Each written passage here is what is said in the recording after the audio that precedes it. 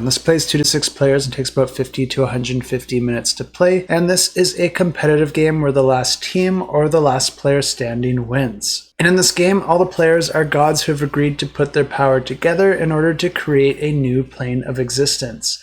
The only issue here is that this new plane of existence has ripe opportunity for life and worshippers, and each of the gods want to claim it all for themselves. Luckily for all of you, gods are equally great at destruction as they are at creation. All the gods will be playing completely identically in this game, so it's a completely even playing field, but players will each have their own player board where they're going to be tracking things like their mana and their clay, and players will be using mana in order to create and destroy land tiles, as well as creating and destroying worshippers through things like meteors and volcanoes, but players can also use that mana to defend themselves against other players' attempts to destroy their land and their worshippers. The clay can also be used to build land tiles, but it's also used to build cities. Each player only has 3 cities throughout the entirety of the games, and that's the only way that you can generate your worshippers. So as soon as you lose all of your cities, you're going to lose all your worshippers and likely be out of the game. As players put land tiles out on the board, you'll actually be able to stack land tiles on top of other tiles, and you can even put city tiles on top of those land tiles, and as land is destroyed, the land below the city is always destroyed before the city. So the higher up your city is, the more protected it is.